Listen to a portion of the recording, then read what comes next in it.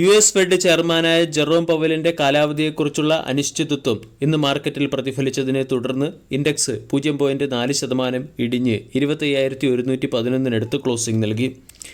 Tech സെക്ടറിലെ പല സ്റ്റോക്കുകളിലും സെല്ലിംഗ് പ്രഷർ പ്രകടമായിരുന്നു. IT ഇൻഡെക്സ് 1% ഇടിഞ്ഞതാണ് ഇന്ന് ഇൻഡെക്സ് 0.4% ഇടിഞ്ഞതിന് പിന്നിലെ പ്രധാന കാരണവും.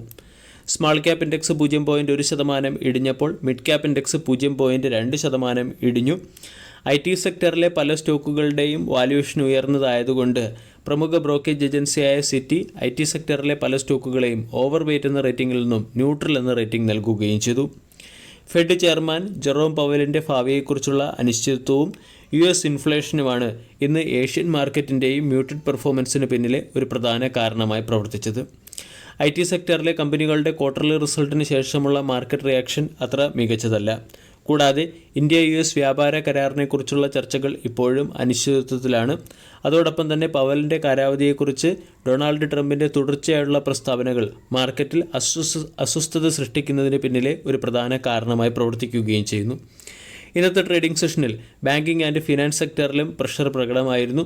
ഫിനാൻസ് സെക്ടർ 0.4%, ബാങ്കിംഗ് സെക്ടർ 0.6% ഇടിഞ്ഞു.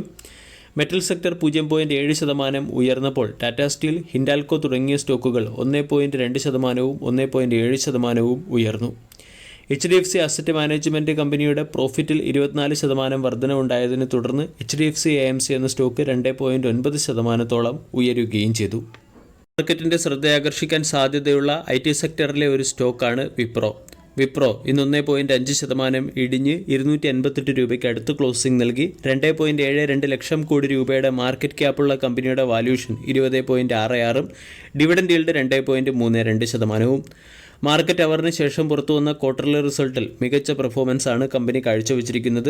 നെറ്റ് പ്രോഫിറ്റ് ഇയർ ഓൺ ഇയറിൽ 10%, ക്വാർട്ടർ ടു ക്വാർട്ടറിൽ 7% വർദ്ധിച്ച് 3,336 കോടിയായി മാറി.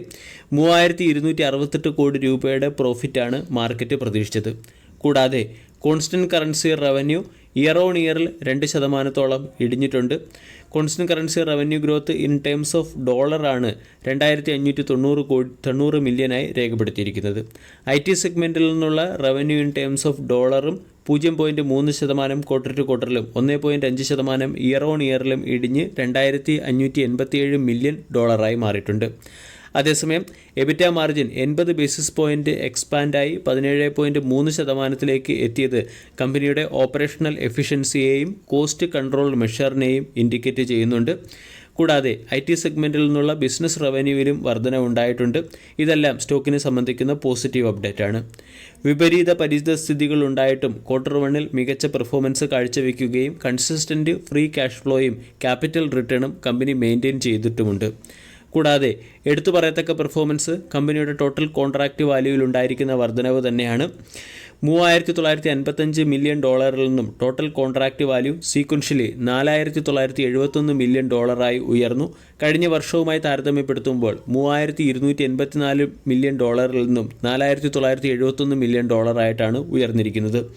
Large total contract value $1,154 million നിന്നും $2,666 മില്യൺ ഉയരുകയും ചെയ്തു. ഇതെല്ലാം സ്റ്റോക്കിനെ സംബന്ധിക്കുന്ന പോസിറ്റീവ് അപ്ഡേറ്റാണ്.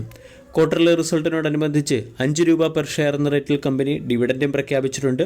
ഡിവിഡൻഡിൻ്റെ റെക്കോർഡ് ഡേറ്റ് ആയിട്ട് നിശ്ചയിച്ചിരിക്കുന്നത് ജൂലൈ 28 ഡിവിഡൻഡിൻ്റെ pay out date August 15 quarterly റിസൾട്ടിൽ ഡീസൻ്റ് പെർഫോമൻസ് കാഴ്ചവെച്ചതിൻ്റെ പശ്ചാത്തലത്തിൽ വിപ്രോയുടെ ADR വെർഷനിൽ 3% റാലി കാണാൻ സാധിക്കുന്നു. ഇത് തുടരുകയാണെങ്കിൽ അല്ലെങ്കിൽ ഇത് ഇന്നത്തെ ദിവസം സസ്റ്റെയിൻ ചെയ്യുകയാണെങ്കിൽ നാളത്തെ ട്രേഡിംഗ് സെഷനിൽ വിപ്രോ എന്ന സ്റ്റോക്കിൽ ബൈയിങ് മൊമെൻറ്റം പ്രതീക്ഷിക്കാം. വിപ്രോ ആൾറെഡി 52 വീക്ക് ലോയ്ക്ക് അടുത്ത് ട്രേഡ് ചെയ്യുന്ന സ്റ്റോക്കാണ്. ഒരു സമയത്ത് 300-350 രൂപയ്ക്ക് അടുത്ത് വിലയുണ്ടായിരുന്ന സ്റ്റോക്ക് ഇപ്പോൾ 250 രൂപയ്ക്ക് അടുത്ത് ട്രേഡ് ചെയ്യുന്നു. 52 വീക്ക് ലോയ്ക്ക് അടുത്ത് ട്രേഡ് ചെയ്യുന്ന IT സെക്ടറിലെ സ്റ്റോക്ക് ആയതുകൊണ്ട് മറ്റുള്ള സ്റ്റോക്കുകളുമായി താരതമ്യപ്പെടുത്തുമ്പോൾ ഡൗൺ സൈഡ് റിസ്ക് കുറവാണ്. 259 രൂപയ്ക്ക് അടുത്ത് ട്രേഡ് ചെയ്യുന്ന വിപ്രോ എന്ന സ്റ്റോക്കിൽ 250 രൂപയുടെ സ്റ്റോപ്പ് ലോസ് ആണ് നമ്മൾ മെയിൻറ്റെയിൻ ചെയ്യേണ്ടത്. 265, 275, 280 പോലുള്ള ടാർഗറ്റുകൾ ഷോർട്ട് ടൈമിൽ വിപ്രോ എന്ന സ്റ്റോക്കിൽ എയിം ചെയ്യാവുന്നതുമാണ്. വീഡിയോ എല്ലാവർക്കും ഇഷ്ടമായി എന്ന് വിശ്വസിക്കുന്നു. താങ്ക്